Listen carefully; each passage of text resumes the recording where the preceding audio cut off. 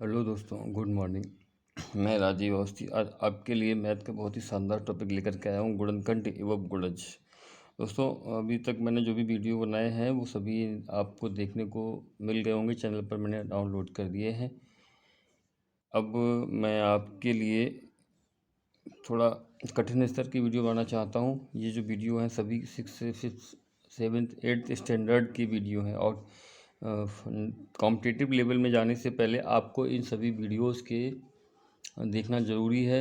इससे आपका बेसिक मजबूत हो जाएगा। आप परिभाषाएं, शब्द, किसी भी टॉपिक में प्रयोग किए जाने वाले अलग अलग शब्दों का अर्थ समझ सकते हैं और उनमें मुख्य उनकी धारणाएं, अभिधारणाएं और उनकी परिभाषाएं, इन सभी की आपको बेसिक जानकारी अच्छे से होनी चाहिए। अगर आपको इन सभी जानकारी है तो आप कठिन स्तर के क्वेश्चन बहुत ही आसानी से निकाल सकते हैं। चलिए दोस्तों, आज का हमारा टॉपिक है गुणनखंड एवं गुणज। सबसे पहले हम चर्चा करते हैं गुणनखंड पर। दोस्तों, इस टॉपिक को पढ़ने से पहले हम आपसे उम्मीद करते हैं हमारे सभी दोस्त से साथी भाग करना अच्छी तरह से जानते होंगे। यहाँ पर इसका बेसिक जो है वो भाग ही होता है, एक भाग और भागफल। जैसे हम किसी भी संख्या में दी गई संख्या से अगर भाग देते हैं तो उसमें दो परिणाम आ सकते हैं, या तो उस संख्या में शेष बचेगा या फिर उस संख्या पूरी तरह से विभाजित होगी। तो शेष बचने पर अगर किसी संख्या में शेष बचता है तो उसका हमारे यहाँ पर कोई भी उपयोग नहीं है। यहाँ पर जो मुख्य है वो संख्या पूर्णतः विभाजित होती है। अब इसकी परिभाषा लीजिए आप। गुणनखंड की परिभाषा में सबसे पहले यही कहा गया है, किसी संख्या के गुणनखंड वे संख्याएं होती हैं जो उस संख्या को पूर्णतः विभाजित कर दें। जिस तरह से हम कोई एक संख्या लेते हैं उसको, अब आपसे उससे पूछा जाता है कि वे संख्याएं बताइए जो 10 को पूर्णतः विभाजित कर सकती हैं, तो सबसे पहले हमारे दिमाग में आता है एक। एक वो संख्या है जो सभी संख्याओं का गुणनखंड कहलाती है, सार्वभौमिक गुणनखंड होता है ये। और इससे सभी संख्याओं में भाग भी दिया जा सकता है। इसके बाद 10 में 2 से भाग दे सकते हैं, 2 5 10, और 5 से 20 में भाग दे सकते हैं, 5 दूनी 10। और इसका एक और गुणनखंड हो सकता है, या इसको 10 से भी हम विभाजित कर सकते हैं। इतना तो हम सभी लोग जानते हैं। अच्छा दोस्तों, एक संख्या और मैं उदाहरण के लिए साथ साथ लेता हूँ, फिर मैं तुलना करके इन सभी चीज़ों के बारे में आपको और गहराई से बताऊँगा। 15 के गुणनखंड लिखने में सबसे पहले जो संख्या आएगी वो यहाँ पर भी एक ही होगी, क्योंकि बता चुका हूँ सार्वभौमिक गुणनखंड होता है एक। अब 15 में 2 से भाग नहीं जाता है।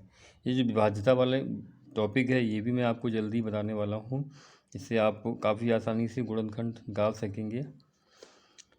15 में 1 से भाग दे सकते हैं, 2 से नहीं, 3 से भाग दे सकते हैं, 3 पंजे 15, 5 से भी भाग दे सकते हैं, और हम 15 से स्वयं से भाग दे सकते हैं। अब हम गुणनखंड के बारे में यहाँ पर चर्चा करते हैं। ये दो संख्याएं हैं, इन दोनों में हमें एक समानता देखने को मिलती है। इन दोनों में इनका गुणनखंड जो है एक सभी का गुणनखंड है, और दूसरे वो संख्याएं खुद की गुणनखंड हैं, या वो संख्या एक से विभाजित हो सकती है और अपने आप से विभाजित होती है। कोई भी संख्या एक से विभाजित होती है या अपने आप से विभाजित होती है, तो ये एक और वो संख्या उनके अनिवार्य गुणनखंड कहे जाते हैं। अब जरा इनके बारे में मेरे पास एक किताब है, मैं उस पर कुछ महत्वपूर्ण बिंदुओं पर आपके साथ चर्चा कर लेता हूँ, उनको उदाहरण के द्वारा समझा भी देता हूँ। पहला क्या है कि जरा देखिए ध्यान से, लिखा हुआ है एक सभी संख्याओं का गुणनखंड है। इसको हमसे याद रखिएगा। अगर कहीं भी आपसे केवल साधारण रूप से गुणनखंड लिखने के लिए कहा जाता है तो आप सबसे पहले एक को लिखेंगे। दूसरा है प्रत्येक संख्या स्वयं का गुणनखंड होती है। ये मैं अभी आपको बता चुका हूँ, वो संख्या स्वयं से विभाजित हो सकती है। यदि कोई प्राकृतिक संख्या b किसी अन्य प्राकृतिक संख्या a का गुणनखंड है तो संख्या b तथा संख्या a को पूर्णतः विभाजित करती है और संख्या a तथा b का गुणज होती है। किसी प्राकृतिक संख्या का सबसे छोटा गुणज स्वयं वह प्राकृतिक संख्या, किसी प्राकृतिक संख्या के सबसे बड़े गुणज का अस्तित्व तो नहीं है। ये इसमें थोड़ा सा नया पॉइंट है, उसकी चर्चा मैंने अभी की नहीं है, मैं आपके साथ चर्चा करने वाला हूँ। जिस तरह से आप गुणनखंड के बारे में जान चुके हैं उस तरह से आप गुणज के बारे में भी अध्ययन करेंगे। गुणज को पढ़ने से पहले मैं एक और महत्वपूर्ण बिंदु आपको इसमें बता देता हूँ। किसी संख्या के गुणनखंड किसी भी संख्या के गुणनखंड संख्या के बराबर या उससे छोटे होते हैं। संख्या के बराबर या उससे छोटी संख्या होती है।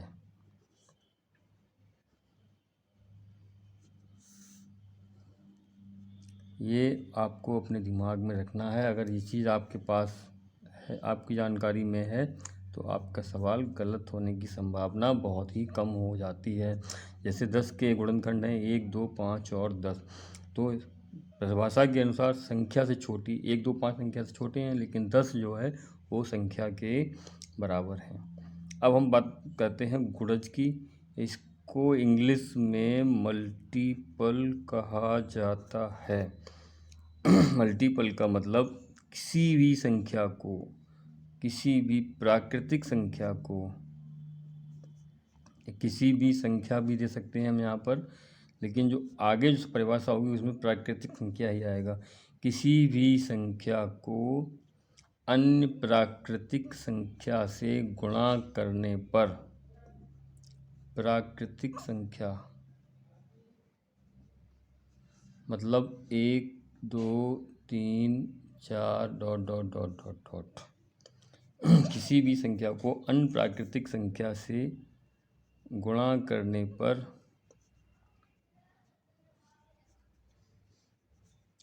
उस संख्या का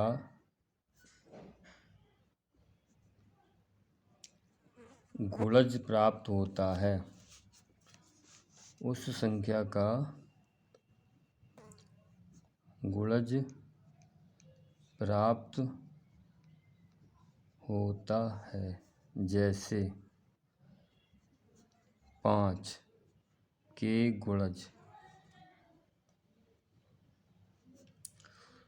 5 के गुणज ज्ञात करने के लिए हम 5 का 1 से गुणा करते हैं, पहली प्राकृतिक संख्या, दूसरी प्राकृतिक संख्या 2 से, तीसरी प्राकृतिक संख्या 3, 4, ये सभी जो उनके गुणनफल आ रहे हैं 5, 10, 15, 20 ... ये सभी संख्याएं क्या हैं? 5 के,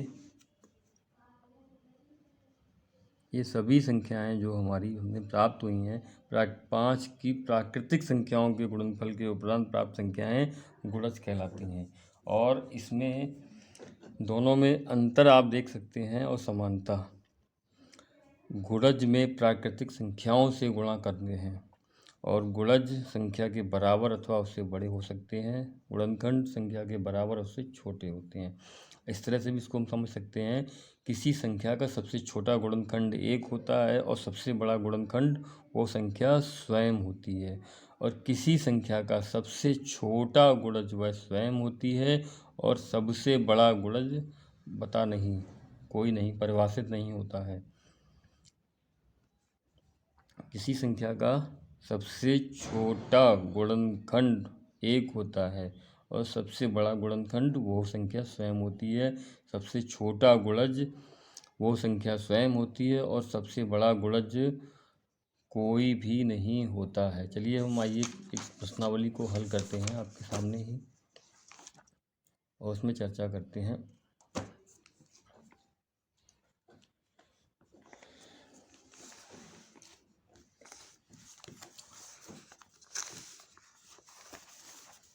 प्रश्नावली 4A आपके सामने दी गई है। इसका पहला प्रश्न, निम्नलिखित संख्याओं के गुणनखंड लिखिए। इसमें लिखा हुआ है 4, तो आपको क्या करना है? 4 के गुणनखंड लिखने हैं। देखिए मैं आपके साथ प्रश्नावली क्या, 4 के गुणनखंड लिखिए। आप बता सकते हैं 4 के गुणनखंड क्या होते हैं। सबसे पहला गुणनखंड वो संख्या 1 होता है, दूसरा इसमें 2 से भाग चला जाएगा और तीसरा वो संख्या स्वयं होती है। ये रहे आपके 4 के गुणनखंड। इसी तरह से इसमें एक संख्या दी गई है 12, 12 के गुणनखंड। देखिए गणित अधिक से अधिक प्रैक्टिस करने पर ही सीखने में आता है, और जितना अधिक प्रश्नों को हल करेंगे उतने ही ज़्यादा ये समझ में आएंगे। रटने से इसमें कुछ भी समझ में नहीं आता है। 12 के गुणनखंड, तो सबसे पहला गुणनखंड हमारा 1 होगा, दूसरा गुणनखंड 2 और तीसरा गुणनखंड इसमें 3 से ही भाग चला जाएगा, चौथा गुणनखंड 4, पाँचवा गुणनखंड 6 और अंतिम गुणनखंड इसका 12। इसी प्रकार एक संख्या दी गई है 48। 48 के गुणनखंड ज्ञात कीजिए। तो 48 का पहला सबसे छोटा गुणनखंड 1, दूसरा गुणनखंड 2, तीसरा गुणनखंड 3, चौथा गुणनखंड 6। ये तो 4 से भी विभाजित हो सकता है। अगला गुणनखंड 6, उसके बाद 8, फिर 12, फिर 24 और इसके बाद स्वयं 48। अभी 16 भी इससे कट सकता है। 16 से भी विभाजित हो सकती है। 16 भी इसका एक गुणनखंड है और 48 स्वयं में इसका एक गुणनखंड है। ये हमारे उत्तर हो जाते हैं। इसके बाद इसमें अगले प्रश्न में प्रश्न नंबर 2 गुणज पर चर्चा की गई है। इसके बारे में भी हम आपको बता देते हैं। गुणज ज्ञात करो। 1 2 नहीं, 5 गुणज याद करने सभी संख्याओं के। तो 2 के गुणज, 5 गुणज याद करने हैं। तो 2 का हम गुणा 1 से करेंगे, फिर 2 का गुणा 2 से, 2 का गुणा 3 से, 2 का गुणा 4 से और 2 का गुणा 5 से। इनके गुणनफल प्राप्त कीजिएगा। 2 गुणा 1 2, 2 दूनी 4, फिर 6 आता है, इसके बाद 8 और इसके बाद 10। तो हमें यहाँ पर मुख्यतः समझना था गुणज और गुणनखंड। सबसे पहले गुणनखंड संख्या से सबसे छोटा गुणनखंड 1 होता है और सबसे बड़ा गुणनखंड संख्या होती है। सबसे छोटा गुणज संख्या होती है, सबसे बड़ा गुणज प्राप्त नहीं होता। किसी भी संख्या का सबसे बड़ा गुणज हमें प्राप्त नहीं है। इसमें एक संख्या और है, उसका भी हम गुणज देख लेते हैं। अधिक से अधिक उदाहरण सवाल हल करने से ही ये चीज़ ज़्यादा परिभाषाएं और नियम अधिक स्पष्ट हो पाते हैं। 8 के गुणज, और इसमें पूछा गया 5 गुणज। कितने? 5 गुणज। तो 8 का पहला गुणज ऐसे ही, अब की बार लिखना नहीं है, सिर्फ गुणा करके बताना है। 8 एकम 8, 8 का 2 में गुणा करते हैं 16, 8 का 3 में गुणा करते हैं 24, 8 का 4 में गुणा करते हैं 32 और 8 का 5 में गुणा करते हैं 40। तो ये 8 के 5 गुणज हो गए, मल्टीपल हो चुके हैं। अगले सवाल करने से पहले हम आपको एक नया शब्द है सहअभाज्य, एक वर्ड आता है सहअभाज्य। सहअभाज्य पर भी हम थोड़ी चर्चा कर लेते हैं। को प्राइम,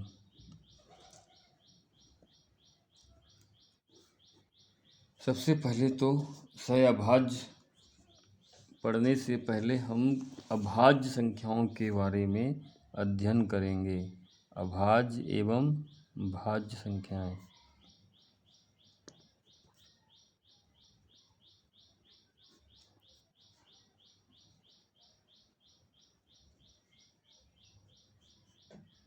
अभाज्य एवं भाज्य संख्याएं, प्राइम नंबर्स।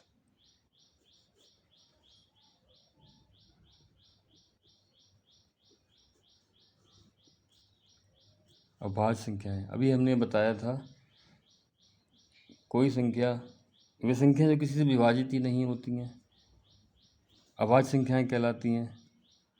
साधारण से किसी से पूछा जाता है कि अभाज्य संख्याएं कौन सी हैं, तो हम लोग बता देते हैं कि वो संख्याएं जो किसी संख्या से विभाजित ना हो।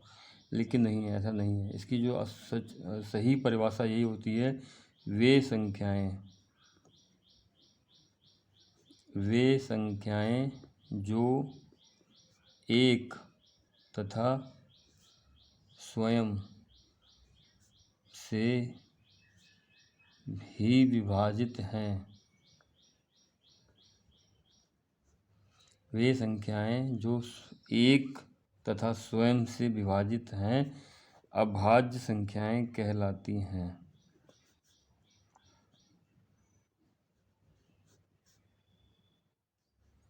वे संख्याएं जो एक तथा स्वयं से विभाजित हैं अभाज्य संख्याएं कहलाती हैं। जैसे आपका 2, 3, 5, 7, 9 नहीं है, 11 है, 13 है। इन सभी संख्याओं के हम गुणनखंड लिखने के लिए अगर आपसे बोलते हैं तो एक उदाहरण के तौर पर 2 के गुणनखंड आप बताएंगे। 2 का गुणनखंड 1 और स्वयं 2। 3 के गुणनखंड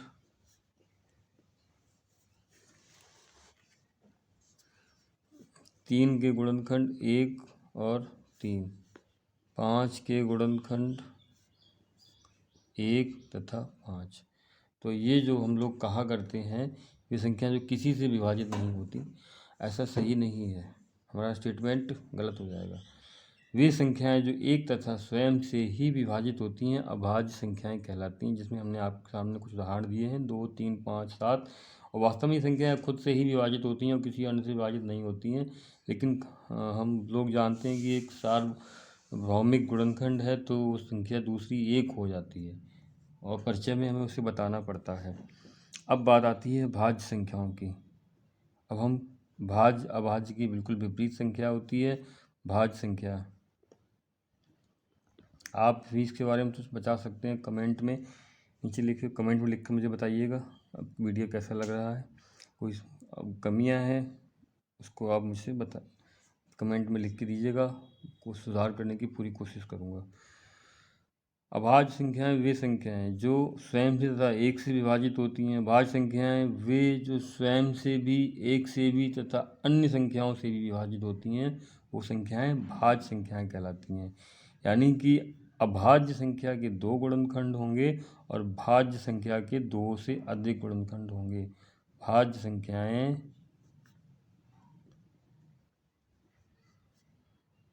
संख्याओं के 2 से अधिक गुणनखंड होते हैं।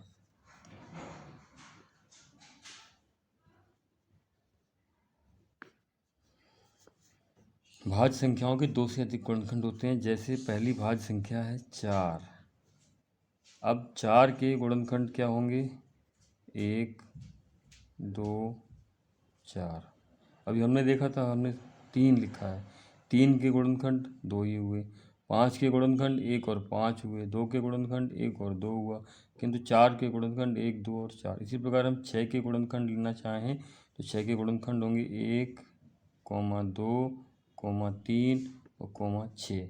इस तरह से भाज्य संख्याएं वे संख्याएं होती हैं जिनमें 2 से अधिक गुणनखंड पाए जाते हैं और अभाज्य संख्याएं वे संख्याएं जिनके केवल 2 ही गुणनखंड होते हैं। कौन से?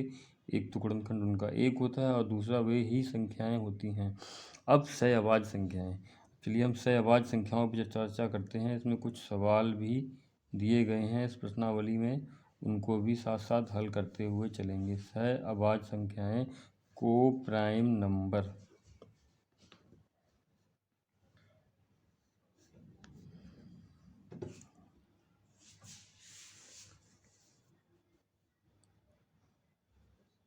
वे संख्याएं जिनमें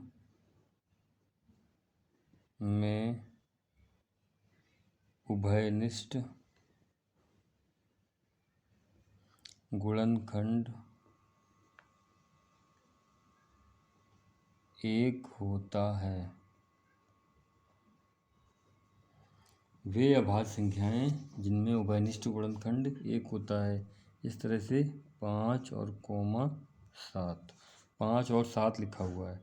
अब हम 5 के गुणनखंड निकालते हैं।